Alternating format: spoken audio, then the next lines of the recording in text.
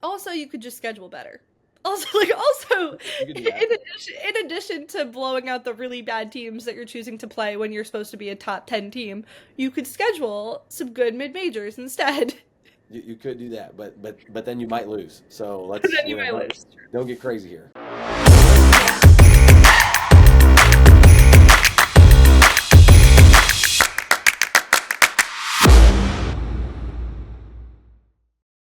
Welcome back to the Coach's Playbook podcast.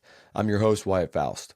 We're going to jump right into this week's episode talking about retooling and refining your offense this time of year, as well as stealing possessions and points for your team. By now, there's a lot of film of your team out there.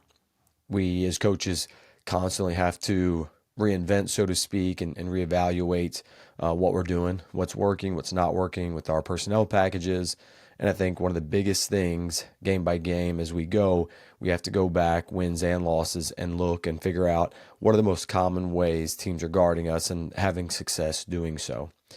If you've got a great post player and teams have started to front the post and you've had a hard time beating people skipping the basketball or turning it over trying to get there, one thing you don't want to do is you don't want to completely going away from trying to utilize your post player. And so finding things that you can implement to get some of those touches.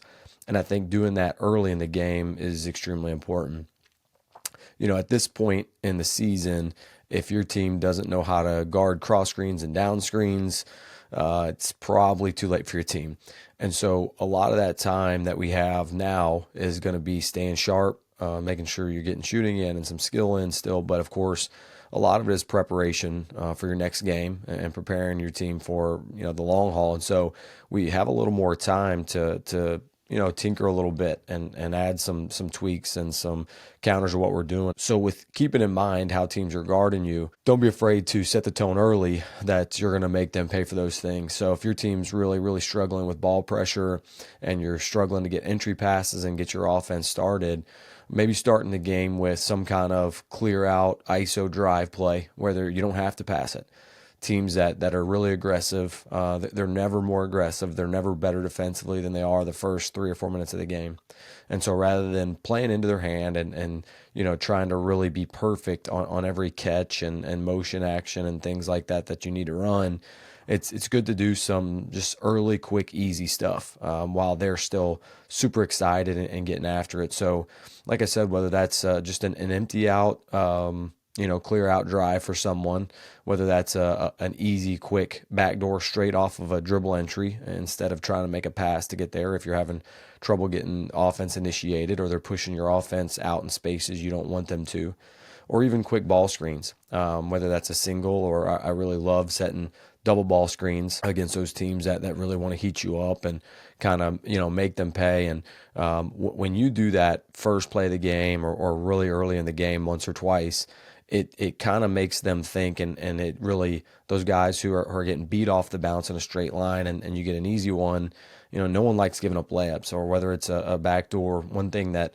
I've always been really keen on as you scout and you watch, if the other team has a defender that is extremely aggressive, they're always gambling, they're always jumping the passing lanes, they're always a good backdoor candidate. And that's not something that you just kind of go into, and in the game and just throw it out there. That's something you talk about. You can show it in film. Give your guys the confidence to go execute it. That's something that in the day or two before the game you talk about. If you've got a backdoor play called horns and you want to run it at number 15 no matter who she's guarding, because I think that's the other thing. A lot of times, if you want to go at one person, you need to be, everybody needs to be able to run different spots. So they might be guarding your point guard. And if your point guard is the only person that's repped out, the entry or whatever the case may be, and they've never done the backdoor part of the play, it may be a little less likely to execute it. So just getting different people those reps in those spots, I think is huge. And, like I said, it's really important we do that. Just some of the common things that teams do struggle with and teams adjust too quickly or post-entry stuff. Like I said, Kansas has a lot of really good clear out, lob type stuff. You're struggling to get it in there, to get some of those early touches. pulling your post out off the block and getting them a touch in the short corner or at the elbow, and then letting them turn it into a pro post or kind of Barkley down into a post ISO, which is just like dad ball. Take a dribble, flip your hips, take a dribble, flip your hips. Especially if you can get those touches in the middle of the floor, that's a great way to stop teams that are fronting. It's a great way to make people pay for doubling. If the only touches you have for your post are block touches, that's a pretty easy, predictable place to double from and scramble and rotate out of. It's a lot harder to double from the middle of the floor because you can kind of see it coming, feel it coming, and there's a few more things that are typically open. So those are a couple things like I mentioned, as you're going and you're kind of just having to reinvent yourself. I think those are common ones that you see a lot that you need to be ready for. And not having to reinvent the wheel, finding, just looking at your base offense and, being able to make those minor tweaks as you go. Another thing that you may be running into is junk defenses. I get a lot of high schools that reach out, whether it be coaching friends or just people who are trying to, help their team. One of the biggest things that I get asked about are box and chase or triangle and two, things like that. And so if whether you see it or not, this is one of those things on the preseason checklist. I think every high school coach unequivocally, and colleges should be doing it too, because college teams do run some junk defense. Teams in our league have shown some. And so if you're not ready for it and you get kind of, you get caught unprepared, it not just for what it does for them schematically of taking your best players away, but also what it does when for your team's confidence. They can get shaken when you're not finding easy things or you're unprepared. And so I think, if it's box and chaser, which I saw a lot in high school, we would always have a play and we would call it, box and chaser. Or we would, if it was triangle, we would say triangle. And I would make sure and say it where the other coach could hear and the other team could hear. But we'd say, hey, all right, box and chaser play, let's get a layup. Or triangle play, let's get a layup. And you've got a play that can get anybody a layup if they're doing something like that. And that play may only work one time, but the message it sends to the other team, just showing that you're ready for it, you've got something for it, and then if you can score an easy one, or even if you can get a really, really easy, clean look, a lot of coaches get scared to stay in it. And truth be told, you probably don't want to go against that all night. I never did. And when teams, after we'd score a quick, easy one, got out of it, it was always just a sigh of relief, because I don't want to not play with my best player. And I don't want to tell them, hey, stay at half court and we'll play 4-on-4. Even though, that's a great thing. If you can play that much space, it's usually going to go pretty well for your team. But you want to get them involved, and you don't just want to hide them. The other thing is telling those guys to be great offensive rebounders. When you're getting face guarded, nobody, they don't know when the shot goes up. We would always have our teams make sure, our bench would yell shot. I would try to yell shot, whatever, to kind of cue our guy getting face guarded to make sure and go hit the offensive glass hard, because you're always going to have the first step in the inside path on some of those O boards. So there's ways to get them involved and kind of make them pay. But anytime you see a junk defense, there's going to be a lot of open space. And so whether it's some kind of a cross screen lob play, whether it's some kind of, if they're, whether it's that, whether it's an overload, there's certain things you can do. You may have zone sets where somebody is a screener and you can just make the guy they're chasing be a screener. And then, usually off ball, they'll just switch an on ball screen, but have them be an off ball screener. And that usually creates, kind of like a double screen. Your guy and the man they're chasing are essentially setting that screen. So there's things you can do, but I just think being prepared for that is everything. Now, shifting gears into stealing points and stealing possessions.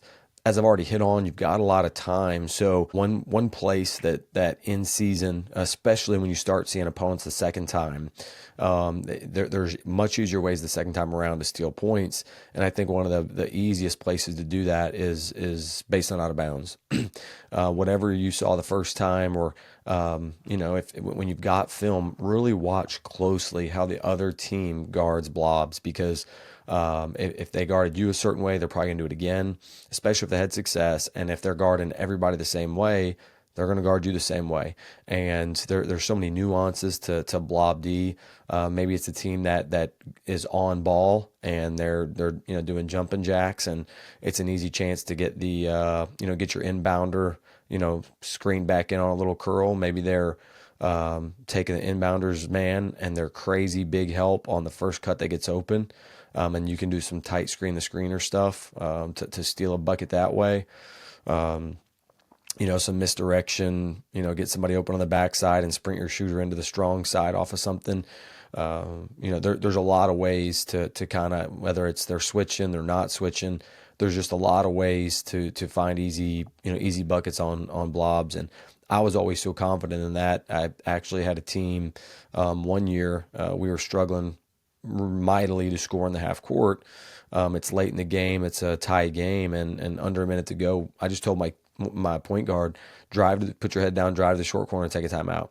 And she did. We take a timeout, hit a 3 on a blob, because I was just a lot more confident in a set that we could score from out of that than something up in the half court. So I just think that's critical, that you have something in your pocket to steal points in that regard, and not just the half court stuff, but then also steal possessions for your team. Defensively, if especially if your team is struggling to get stops, if the other team is scoring on 50% of their possessions, then just about every other possession's a non-stop anyway. You can sprinkle something in. You can come out of a timeout and just throw a box and chaser at somebody one possession, even if you've never ran it. You can talk about, hey, if they got a shooter, know where she is, but otherwise chase this kid around and see what they can do with one possession. And that you might steal that one possession. You may not want to go back to it. They might figure it out in the meantime after that possession.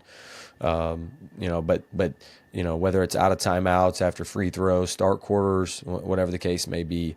Some other things that I've done in the past, as you see people go, anytime people do elbow entry stuff, maybe they go elbow entry, and then double stagger away. But if they do an entry or even a wing entry and the point guard is cutting away really hard, really quick, that's a great opportunity to just go double the ball.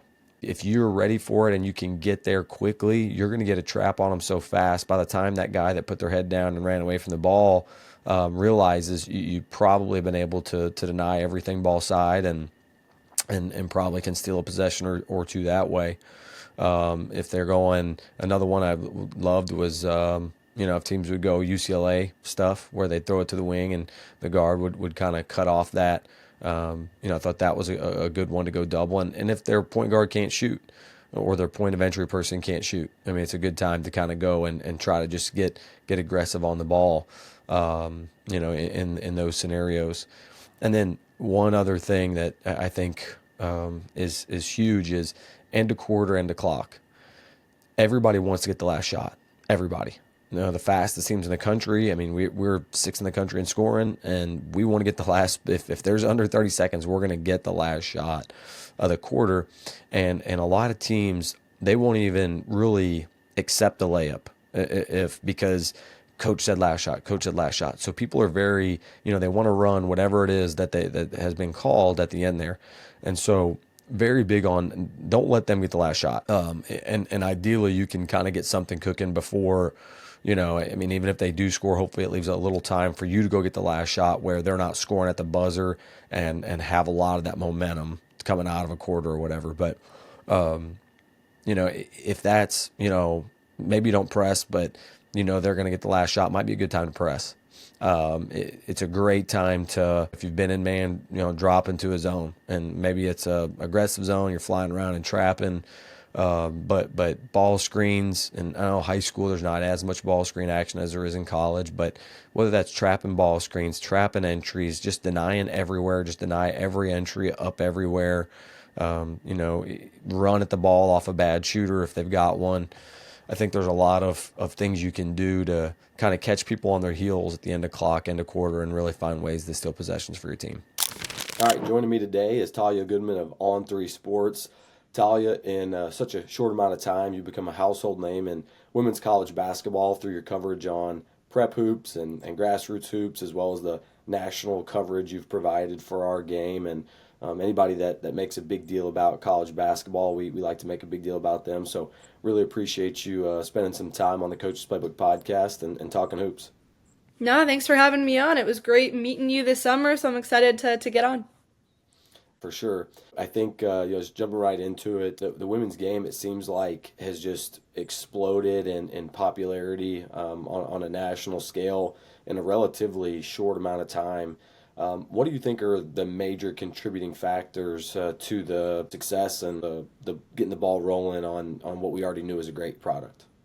I think it really is just getting people's eyes on it, right? Because once you watch one good game, I think you're hooked. That's what happened to me. Like you watch one good game and you're in. So I think it's like accessibility and availability for games, but also for information, like there is on the men's side with the portal excitement with recruiting. It's getting everyone invested year round, that I think will make it kind of go and continue to the next level. Yeah, for sure, and I think too, at the same time where men's basketball had so many one and dones, a big part of college basketball, as opposed to the pro levels, are you just kind of get attached to the players. You get to know them, you get to watch them grow, and when, especially if it's your alma mater or a program you followed forever, that matters. And the men's side, there was so much turnover there, and on the women's side, you had some really big time players doing some special things coming through, and I think that was just such an awesome, awesome thing for our game. And like you said, once people started watching, I think they saw like, man, these girls can play, and that's been really cool for us. And even to see at the Final Fours, the amount of people that are flooding the cities of the Final Four. It's just our game's in a really good place right now, and I don't see it slowing down. Yeah, I think that was the part of it with not having one and dones with Caitlin Clark. I think that's what helped, right? Because her popularity really exploded her junior year, and like, normally if she was a men's basketball player, she would have been gone, right? She would have been gone probably before that, and so having her senior year to continue growing the game, and obviously it wasn't only her, but having players like her around for 4 years really really helps. So I think you're totally on the mark with that. In a in a different direction, are you in favor? Or are you against adding teams to the NCAA tournament? I am neutral-ish. I'm not for adding like 20 more teams. I'm like if you're going to add more teams, I think you and my dad actually came up with this idea who covers the men's game and I like this. If you're going to add teams, I like this where instead of the first 4 games, you have it where it's like 4 high major programs competing against the 4 best mid-major programs that didn't make it in. And so that way you have some more variety that you're adding to it, but I don't like the it shouldn't be like a bowl game where everyone gets in. That diminishes the excitement and the meaning of getting into the NCAA tournament. So I don't love the idea of adding a whole bunch of teams. If you're gonna add some, I think you do it more that way, where it's like a play-in to get into the tournament. I think that's a really cool idea, and I think that gives a chance for some teams. You think about Indiana State's men's team a year Yes, ago, where the exactly. highest ranked net team ever to not get in the tournament, and I would never believe a scenario where that team doesn't, on a neutral court, beat a fair amount of the back end of the Power Five teams at that point that got in, and it's just it's not a fair scale all the time as we look at we talk about, we're going to talk about this a little more in just a second, but we talk about mid majors having a chance to really get in, and those top mid majors, they're not getting many of the Power Four schools to come to their place, Yeah. and so I think if we do that, and the mid majors, the top mid majors do go on and perform well in those tournaments, I think that'll also help the cause for getting them in as at large bids instead of some of the 500 teams that because they played such a you have to play your conference schedule, so their net's going to be good even when they're losing, and so I think that's a really cool idea. On the women's side, outside the Power Four and Big East, do you see any leagues being multiple bid leagues? Um, Potentially. I like the A10 is one that I maybe think about sometimes where I'm like I think they could maybe sneak 2 in, but not at this moment with like it's funny because you say all the time now there's so much more parity in women's basketball, right? Which is good, but it's more parity kind of at the top with those Power 5 or I guess Power 4. I don't know if I really consider the Big East Power 5 yet, but I guess simple answer not at this time, but I think we'll see as it kind of evolves. Like there were definitely some upsets and there were teams like a Belmont, like a Richmond that played really tough non-conference schedules in the hopes of, you know, getting two teams in from their league if they don't happen to win their conference tournament. But I don't know if they necessarily did enough to do it this year. And they got the right idea for sure and they schedule hard and like USF pulled out a great win against Duke, but I don't know if that's even enough with what they were able to do. I think the idea is right, and I think in the future, potentially this year, we'll see what happens. But right now, I'm gonna say no. Yeah, that puts those leagues, for example, with us being in the Missouri Valley, we have 5 teams in the top 100, Right. and you're going to have to schedule and beat multiple of those Power Four teams. And we had so many teams in our league that won, the teams from our league beat Northwestern, Pitt, Iowa State, had fourth quarter leads over LSU, Ohio State, Kentucky, Yeah, Northern Iowa is one Mississippi that State. I put something out on them. Like they're one that I could see if they don't win, like they could potentially get in. They're one that I could see potentially getting in just because of what they were able to do against. Even though they didn't win all those games, they beat Iowa State. We'll see how good they end up being. But they're one who challenged themselves, and it worked out pretty well in their favor. Right. And so it's just as a league, it's kind of we know we've got an incredible league and it's just interesting and how the net factors in and we'll get into that too later. But I just really hope I hope your dad has some sway and we can get some of those mid majors to have a chance because I know we would have liked to have played LSU on a neutral floor and seen Yes. how it would have shaken out as I know a lot of the other teams in our league that battled down to the wire and just couldn't get it done on the road. But I think those are really cool concepts. Yeah, no, absolutely. It'll be interesting to see what they decide to do and how they come upon the number that they expand the tournament by if they do. All right, as you've watched the season unfold, how many legit national contenders do you think we have? Um, Off the top of my head, like South Carolina, UCLA, Notre Dame for sure, for sure. UConn, I think could get there. I need to see a little bit more from them right now, so that's four. I think like I think TCU could be. I think they could be, but also I struggle to see them that way going forward because the Big 12 isn't so strong this season. So I don't think I'll find out a ton about them unless they're playing Kansas State. Um, but I think those four are 100%. LSU, I haven't really seen them play anyone that would tell me a whole lot about them like yet. Like them playing you guys, that made me worried about them early on, right? Like that makes me worried about them. So I don't know if I see them. Texas is one if they're healthy. Texas is one if they're healthy for sure. Right. Um, so yeah, I'd say probably half a dozen right now. Okay. Yeah, and so looking at parity, like you mentioned, there's a lot at the top. Our game is at a place where it's grown exponentially from the amount of players who are just playing and playing at a high level and caring. And so I think whereas a lot of people like that I talk to, just friends that are men's basketball fans and starting to get into women's basketball, and they say, well, there's 10, 12 teams on the men's side that really could win a national Yeah. championship and get hot. And yeah, I would agree with that. Where on the women's side, every year you go in, there's probably one of about 4 to Yeah. maybe 6 that really could do it. And I try to explain to them, look, in the from the back end of the '60s to the early part of the '70s, UCLA's men they reeled off 6 national championships in a row, Hmm. and there just wasn't that level of parity in men's basketball at that time. Well, men's basketball has continued to explode. You've got travel circuits. You've got JV and freshman high school basketball players from everywhere playing travel basketball and having trainers. And when I was playing, only the best couple guys from your town and the town over, and those were the only people that were playing travel basketball.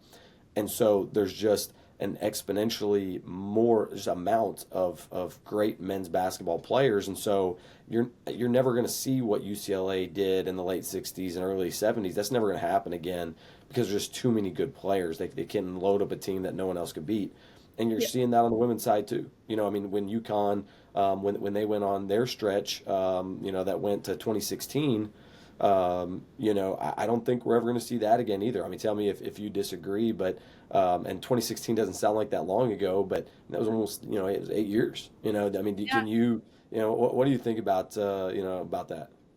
Yeah, no, I think I agree with you. I don't think I can see it happening again. It's tough, like the way that the game is changing. I think you preached it. I think you're totally right on that.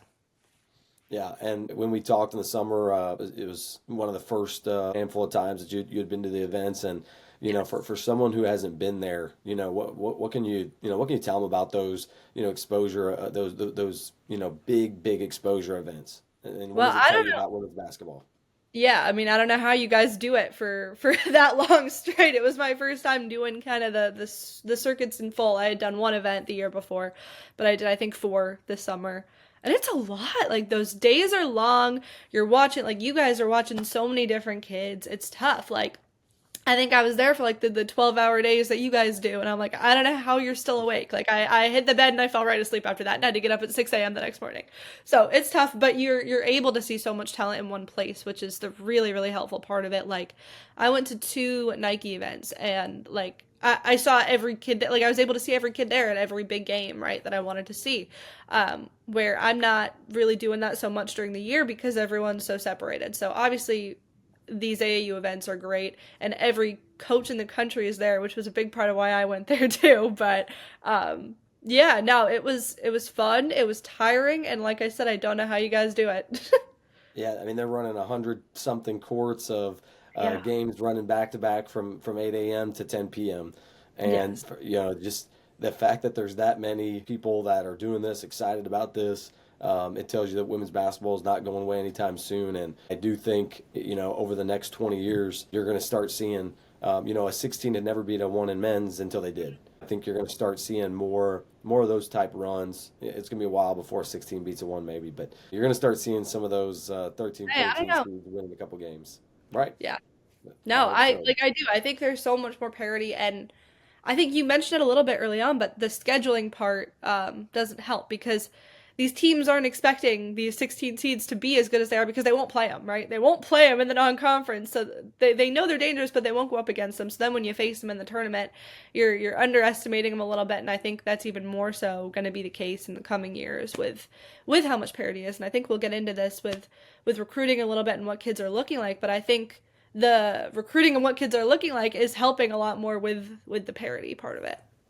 For sure. And so, you've been able to really dig in on the recruiting piece a little bit here, recently. What do you think, times change, Mhm. and that's great. I mean, so recruiting has too. What do you think are some of the factors that are becoming more prevalent in recruits' decisions? And then what are maybe some things that in the past had been more important that maybe Yeah. aren't as important as they were for recruits as they look for their potential schools? Yeah, so obviously there's a few different kinds of kids, right? There's the new age kids and the old age kids a little bit still. Relationships I think have been and always will be important and always something that a kid mentions to me is the relationship that they have, not just with the assistant coach that's recruiting them, but with the head coach. They want everyone to be talking to them. So I think that's the biggest thing and the constant that is 100% always mentioned to me. Then obviously as we're moving forward with this, NIL is something that is mentioned from a lot of kids, and I've talked to several, Power 5 head coaches about this and even some mid-majors who say that every kid they talk to will ask about NIL and the opportunities that they have. But I think along with that comes kind of just the name of the school, the brand that a school has is something that's been mentioned to me a lot. Like with schools like Tennessee or South Carolina, like just the name that's attached with it is something that kids are caring a lot more about, which is totally fair because they want to get their money now, and I get that. But then there are the other type of kids who I've heard academics mentioned a lot more recently than I would have thought from certain kids. Like there's some kids like Aubrey Shaw who could have gone anywhere in the country, right? And they go to Harvard because Harvard still has that prestige behind it, and it still has a great basketball program too. So it's kind of has it all. But there are different kinds of kids. I'd say there are more of the new NIL caring, brand caring kind than the other kind, but there still is that constant with if they don't have the relationships with the coaches, they don't stand a chance, right? Yeah, so I'm always intrigued, and this question I have because we are certainly not in that boat. So I'm curious with a lot of those kids at that level is it a bottom dollar deal? Like here's like I'm gonna go to the highest bidder, and I don't care if it's in There's some. Alaska, Yeah. or is it more like this is an amount I would like, and if I just love the school, I love the relationship, I love their plan for me and their vision for me and their vision for the program, I will take less to go somewhere where those other factors do weigh in. What do you see more of? Is it a bottom dollar deal or is it a meet me in the middle? I think most kids are meet me in the middle. I think most kids are meet me in the middle right now. There are more and more that are becoming a bottom dollar, and there are several that I've heard about that it was, highest bidder, and they'll go there. But I think for most kids, NIL is like third on their list of priorities, right? I'd say for most kids, that's probably around where it is right now. Is like it's something they're considering because the kids around them are considering it, and they have agents that are telling them to consider it, and their parents are telling them to consider it. So it's something they care about, but they still care about the program they're going into. They do. There are definitely certain kids who I think are maybe more highly recruited that are being offered more money than any of these kids that are saying, NIL is what matters to me. I want to make my money and I'll go wherever offers me the most. I don't know if they would really go wherever offered them the most, but I think once they get down to that top 10 or top 5 or whatever, it becomes a deciding factor. I think a lot of our listeners probably would love to kind of understand some of this, but for mid majors, we're excited about the idea of revenue sharing because so right now, the way NIL is and the way things are is a lot of the Power Four teams they've got so much money they can throw money at kid number 15 on their roster that we just couldn't get near, and for them they know they're not going to play kids number 13, 14, 15, but case of emergency, maybe they develop. I mean, they'll, especially post players, they'll, if they've got any kind of tools or intangibles, they'll just throw money at them. And it's frustrating for us because you can recruit them hard and full well they could be successful at your level. And they may not even be ready at your level, but they could get there and Mm-hmm. they could be a pivotal player. But you just can't really compete in that way. And so I think there's been a couple classes, a stretch here of a couple classes where mid majors haven't been able to beat out some of the Power Fives like we have before. But I think that's going to kind of get flipped on its head with revenue sharing, where basically teams will have a salary cap and then they're going to have to decide where to pour their money into. Well, they're not going to spend. They know what someone else is going to be offering a top kid. They're not going to use that money in kid number 11 through 15. They're going to pour all their money into their top kids to try to get them, which will then give us the ball back in our court at the mid major level to be able to go get our top kids, which are their 13 through 15, so to speak, at times. So it's all such a interesting and it changes day by day, and it's not for the faint of heart for sure. Yeah, absolutely. The net rankings are something that Yeah. fairly new. Can you explain that to our listeners? What is that? I saw you put a good tweet out, and I saw people, of course, trying to shoot the messenger, But can you explain what the net rankings are? No, people are crushing me for that. I'm like, I'm not the net. I promise you, I am not the net. I'm Talia. My name is not net. No, but basically, like the men's game has been using it for a while now. It's no one knows exactly what they are valuing in their rankings, but it is a statistical tool that is going to be used in seeding in March for the women's game now rather than the RPI. It is not predictive. So basically it analyzes a team's like strength of schedule, if you're blowing out teams, road versus home. And it also I like the quad system for men. The one for women is weird to me. Like it's super weird how they're valuing home versus road wins in my eyes.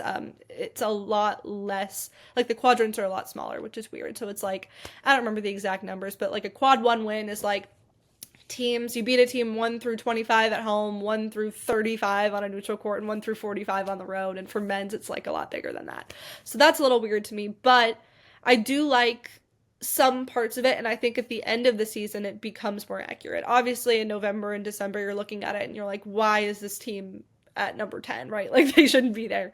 But I think as you move forward in the season, it earns its accuracy a little bit more. Yeah, for sure. And so I think with the net becoming on the women's side, yeah, I think that's why I've seen teams change their scheduling, their non-conference deal. It also, and I hate to, there's some positives with the net. You can't hide behind a week schedule, Mm-hmm. but there's some great things that are in there too. It truly does. It gives weight on, on playing a tougher schedule and beating good opponents and being good on the road. There's definitely a huge winning on the road is way more valuable than Yes. losing at home. Losing to a Power Four team, on the road, and if it's a close game, you'll go up in the net. On the flip side, if you blow out a bad team at home, you might go down. We had a 20 something point road win in conference and went down a couple spots. Really. But then, the thing that's really hard for coaches is the more you beat somebody by, the more it matters. And the net Mm-hmm. does matter. It's going to be how they decide what your seed is. It's going to also impact if you don't get in the NCAA tournament, what tournament are you getting in? Are you going to get Right. in the WBIT? Will you get in the NIT? All those things matter. And so, unfortunately, full well if you don't blow out a team you're supposed to blow out, it's going to hurt you and it can come back to bite you. And so, whereas in the past, maybe you play your bench earlier and and give some of your younger guys more time. It's you still got to find ways to play them and develop them, but there's no calling off the dog, so to speak. I mean, you see people getting beat by 50 and 60, and the Power Four teams aren't dumb either. If they Mm-hmm. schedule a bad team, they know they got to beat them to death. And so, people give some of these schools a hard time for beating people by 60 and 70 points, but that's what they have to do too, and Well, that's I think something yeah. that people don't understand. Also, you could just schedule better. Also, You could do that. in addition to blowing out the really bad teams that you're choosing to play when you're supposed to be a top 10 team, you could schedule some good mid majors instead. You could do that, but then you might lose. So And let's then you might lose. don't get crazy here. All Um, right. but I think that's a good education piece for people. We got a lot of good, passionate listeners, and I think that's stuff that, unless you're really deep in it, you just don't come across much. As you've watched some shoot arounds and some practices from the sideline, what are some things that have really stood out to you, or really impressed you as you've got to kind of witness firsthand some teams, and it could be men's, women's. I think everybody's always trying to get better and wants to know, like, man, what, just pick up some great stuff. So what are some things that you've seen you thought were really impressive? I mean, I don't know if I'm qualified to really speak on what's good, what's bad in a I don't know if I really am, but I love to see a head coach get involved. That's my favorite thing is for men or women's teams. I love when a head coach will get out there and do it with them. Like I think I saw Izzo shooting some free throws years ago. Like I love it. Like I think that's the most fun part, and it helps you maybe get some brownie points with your team a little bit if you're out there with them.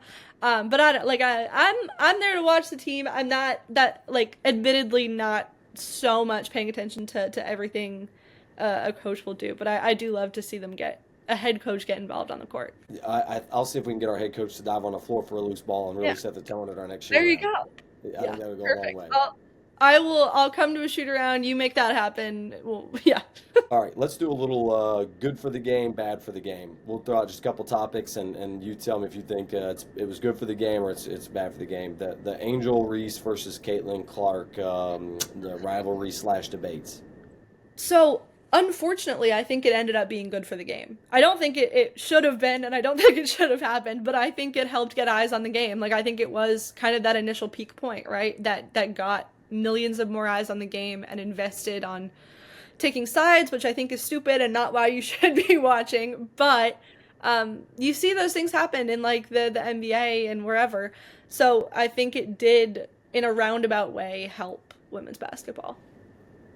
Yeah, no, I would 100% agree with you. I don't think either one of them asked for that. I don't think they asked to be the, Yeah. poster child for that. But like you said, the ends probably justified the means, but fairly certain it's not supposed to be that way. All right, conferences, okay, with the geographic changes, and we've got East Coast flying to West Coast and craziness in between. Is that good for the game or bad for the game? I think it's bad for the game. I don't like it. I'm also still confused about what teams are in like, what conferences right now. Like I look and there was like who was it might have been men's. I don't remember. Maryland was playing Washington the other day, and I was like, how is this a Big Ten game? like like how is this a Big Ten game? But no, I miss the Pac-12. I do, admittedly. So yes, I think with travel and things like that added into it, I don't love it for the game. Nah, I don't either.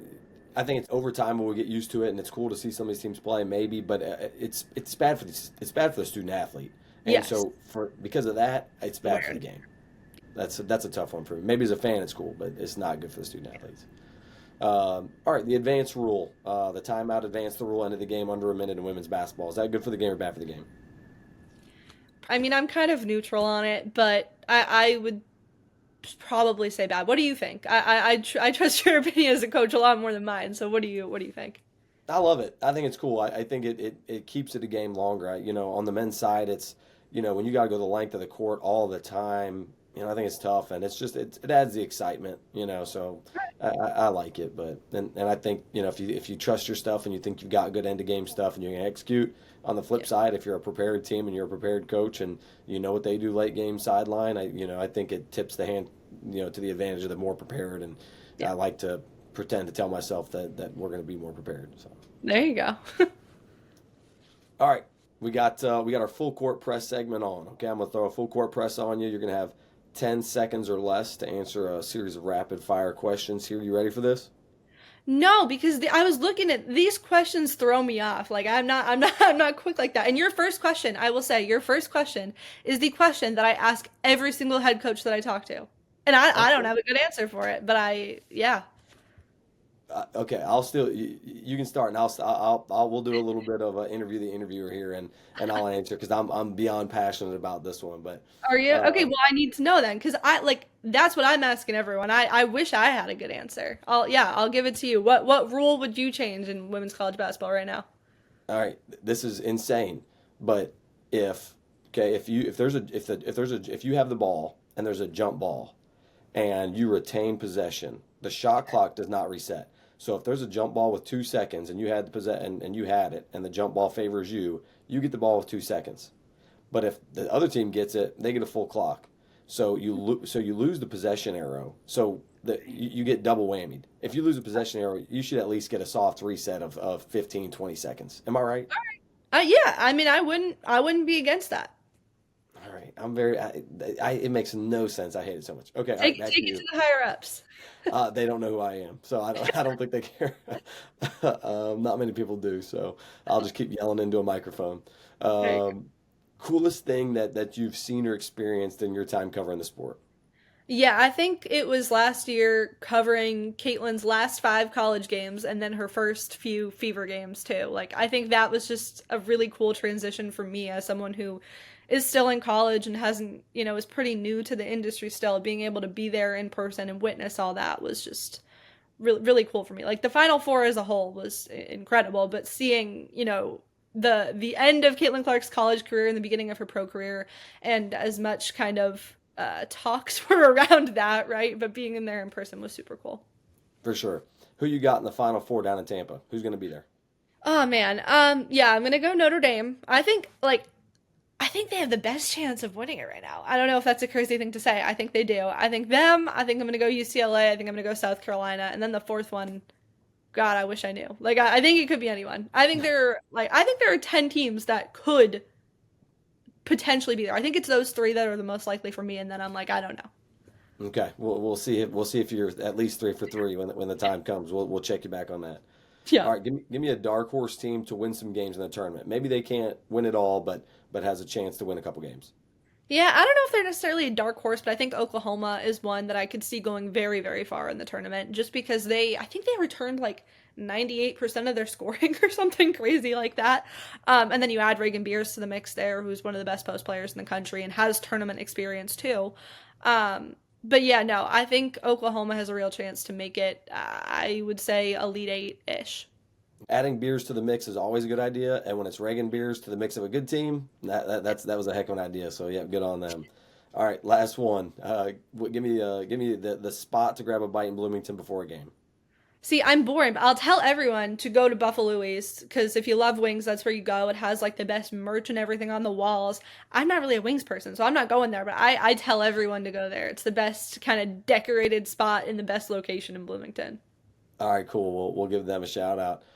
Talia, thank you so much for hopping on, sharing some wisdom. Keep doing what you're doing. It's people like you that are really giving a massive spotlight to what's going on, and don't undervalue what you're doing for the game. I sure appreciate it. Thank you. Thank you so much for having me on. No, for sure. All right. At the buzzer with my final thoughts. It was incredible to get to hear from someone who has so much insight and is so connected in our game. And I just love talking about what's timely and what's timeless. When we talk about what matters to recruits and what should matter and should matter to families.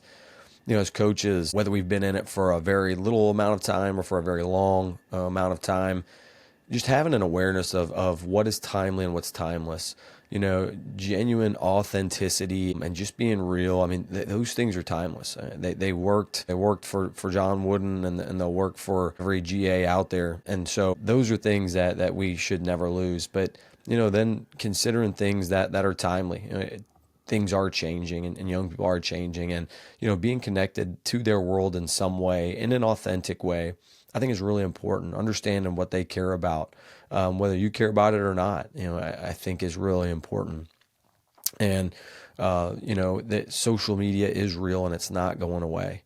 And our players love that. I mean, that's where they live. And so meeting them where they are, and whether that means as a high school coach you're doing some things with your team, whether you're hopping on a TikTok with them, whether you're doing TikTok Tuesday where the entire team does one before practice and before you stretch, just to kind of get the atmosphere light.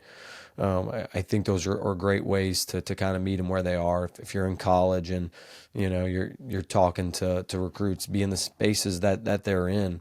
And like I said, you need to be authentic about it. I mean, I fully understand that I'm a millennial, and things that I probably think are funny that they may not think are funny, but I don't have such an ego and think so highly of myself that I can't laugh at myself either. But I think that's huge. And also understanding that whether it's NIL or just helping players help themselves, it's not a bad thing. And understanding that kids can work camps. I mean, they can. All these players were really good high school players, and a lot of them probably don't even know or realize they can go back to their high school and do a youth camp, do a shooting camp, do anything like that. A couple days in the summer working with the young people in your town who probably look up to you, and putting on a camp is a great way for them to just earn some money, and they're putting in, they might have to advertise for it, and they've got to work at it, and it's giving them leadership skills. I mean, they're providing a service for their community. It's not just money handed to them. And I think the more that they understand those opportunities are out there for them, and if they understand how to work for themselves, there's just a education piece to that too that's not very common or out there, because it is such a new, ever changing landscape in that regard too. Really hope you enjoyed the show. Sorry for the inconsistency of episodes getting dropped as we're fighting for a conference championship and just fighting for our lives here. Things will kind of get dropped as they can, and we'll try to find a better groove after the season. Until then, keep adding to your playbook.